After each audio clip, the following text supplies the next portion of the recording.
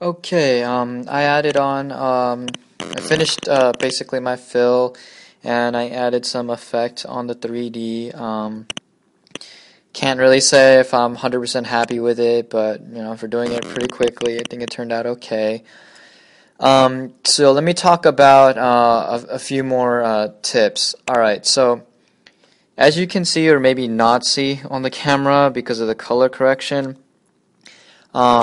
this is actually a very light purple, and this is a dark purple, even though it's coming out as purple and blue. I don't know why that is, but I'm gonna upload this as a PDF, and you guys can all check it out. But basically what happens is sometimes you get two colors and it's too drastic of a change to fade from this color to this color. So you might want to think about using a third color to help you blend. So for example, let me go back to this orange and red example because this does actually show up pretty well. Sometimes you might find it a little hard to go directly from red to orange. So if you're lucky enough to have an intermediary color like red-orange, for example, then you can actually use that to help you blend instead of the colorless blender, instead of the clear blender thing, because that will actually give you a cleaner result and it'll let you control the gradient a lot more precisely. Another thing, or a few things I should talk about are, okay, so what I did here was I added these 3D accents kind of with the Molotow yellow marker, and then I went in and I cleaned up some of the edges with this purple Molotow marker, and then I ended up putting in some designs just to make it a little bit more interesting. As you can see, some of my edges are still a little messy, so what I'm gonna go back and do is go ahead and use the Molotow black marker in here, and go back and clean up the edges for the actual outline of the letter one more time.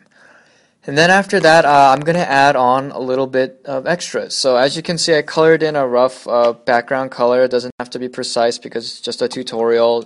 You guys feel free to put in, better designs or whatever. Don't just put in one color like me and be boring. So little extras that you can add on. I love adding on a highlight, especially after I got these Molotow markers, these whites, because they're so clean and so fresh.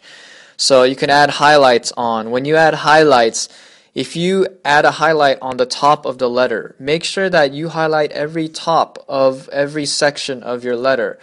Don't just highlight random parts of your letter. It might look okay to you, but your eye can, kind of judge for itself whether or not it wants to accept it. And people who might not see a lot of artwork with shines and stuff like that, you might be able to trick them, but a lot of people whose eyes are more acute to that, or I guess more well trained to that, they'll know that your lighting is going to come from one direction only, unless you have bidirectional lighting, which is even more complicated. So I mean, stick to one directional lighting. If your light's coming from this way, let's say, then it's going to hit all the edges that are like this. So just keep that consistent is basically what I'm saying. It's kind of like the 3D lesson I told you about, the little 3D tip, where if you have one point and you have all the, the letter kind of expanding out that way, keep it that way. Don't just like all of a sudden change this area like right here. So just keep that consistent, you'll be fine.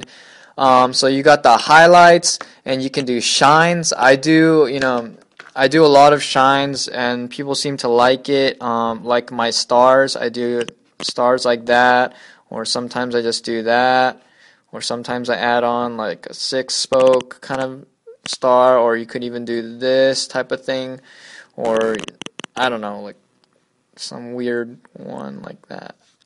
I have no idea. There's so many different types of stars. You guys know what stars are. I'm not going to try to make you feel like a dummy. But yeah, shines and stars and stuff like that look really cool, I think, especially on a piece that, you worked really hard on and you just want to give it that little bit of extra just oomph to, a little bit of power in the presentation of it. That's really important to add little details like that. Designs. Yeah, like I said, like I felt like this area of my letter was a little boring, so I added little designs. I choose to go a little bit, as my brother would say, cyber style, kind of like technological little circuitry kind of designs, and sometimes I do like little tribal patterns and stuff. It's really up to you. You can do organic designs, like I said, if you're like, doing letters kind of like auger style, where you do like bubbling letters with like creature like eyeballs and stuff in here. Like that's totally up to you, and that's cool too. Um, let's see, backgrounds. Okay, so I already talked about backgrounds pretty much. Just don't always use the same background color. Don't always do a simple background color like me. Like put something in the background, whether it's train, buildings, animals, whatever. Just keep it interesting, and especially if you're doing a battle, a background that pertains to the actual word that you're using at the battle, that makes a lot of sense, and I think that helps out the piece a lot. For example, if you check out my high roller piece that I did on my other channel, Q1LL, the high roller battle, I wrote high roller, which is the name of a producer that SHEVA works with, and I did stacks of cash and 4 aces and stacks of chips, because I was like, high roller, gambler, whatever, it makes sense. And I thought that was really cool. Shadow. So let's say you got your 3D, you got your shine, you got your background, all that down, but you still feel like you want to add more depth.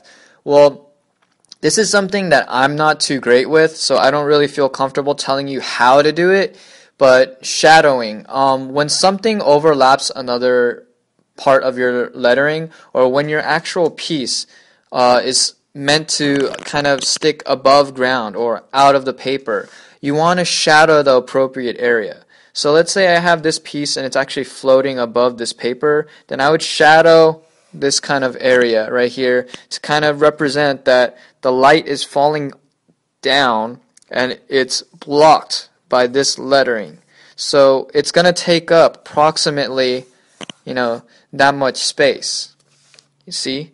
Because it's covering from about here to here, assuming that the light source is pretty big. So this would all be shadowed. And you could do that, like I said, with the cool grays, just keep a weird, not a weird, kind of universal shape, I should say. Like, don't try to create the actual shape super accurately, because I think that's just a waste of time. But if you want to create a shadow that way, you should definitely practice it. And also, you can use shadows within your letters. So, like, let's say right here, where part of the R's leg overlaps these I don't know what I call them, my flare outs, that's what I call them, then you could drop a little shadow in right there with a marker if you want, just to show that this piece is on top of this piece and it's popping out. Where I picked up that tip from is just Dare, rest in peace, because he's a huge inspiration to me, and yeah, whenever he paints his letters, they always, let's say this piece is overlapping that piece, he always does a drop shadow, So let's just say this is his D. He always does a drop shadow over that, and then here's his A. I know that's really bad, but just to illustrate my point, he always does a drop shadow to show that this D is actually above this A, and this A is below. So, just want to give you that quick tip. What else? You guys know I'm not the best at characters, even though I do have my favorite character, Scully. Check him out. He's in there somewhere. Yeah, so characters can also add a lot to your piece, whether it's in the middle of your piece, on the side, on the top, behind it, holding your piece. Even if it's a part of your piece, let's say you have an O or an A or some letter like that that's kind of ambiguous enough to squeeze in a character instead, or have him posing in a way, like, you got the A and he's like posing like that or something, whatever. That's really cool, and that brings a lot of creativity to your piece, and you know, it adds a lot of unique flair. So I think that's important, and yeah, so I've been talking for a long time. Let me get to it. I'm gonna add my highlights and little shines and stuff, and my outline color, and show you how it turns out. Okay, what's up, guys? I just finished my piece. Exciting news for you. You guys probably already know, but SHEVA's back and he's uploading videos as of today. So yeah, look out for tutorials from him, and I'm sure you guys are really psyched for that. Yeah, he just told me he was really busy with school and all that stuff, so that's why he couldn't keep in contact. So Formula 26 should be getting in high gear right about now, and we hope to bring you more stuff. Anyways, here's my finished piece. I cut back with the black One4ALL to clean up my letter structure a little bit more, and I added my white highlights, and I added a little bit of highlight in my 3D shines. I added some sparkle effect, whatever you want to call it, stars, and some designs on the outline, and of course I added my green outline. In terms of my overall impression of the piece, I can't say that I'm 100% happy with the colors I chose, but again, this was experimenting in front of you just for you guys to know that, you know, it is trial and error, and sometimes, you know, it's important to go out there and try different things. Instead of me going out and using my favorite colors every single time, I decided to try something else just to show you guys how I work, and let you know that it's okay to mess up and it's only a sketch. So just, you know, keep it real in that aspect, that you know that everyone makes mistakes, you know, and it's good to know that you stay humble that way. I got my tags up here, and you know, representing Formula 26 and all that. And I will be uploading this and any other material that I used in a PDF, and you guys can check that out when I'm done with this video, I guess. And yeah, SHEVA just sent me a message telling me that the video's up for him. So yeah, you guys go and watch that, leave a comment, rate, subscribe, favorite, all that jazz. So yeah, thanks for watching. I hope I helped you guys out a lot. Let me know if there's some steps or other techniques you want me to expand on and whatnot, and I'll try my best to get to it. Alright guys, well, take it easy. Peace.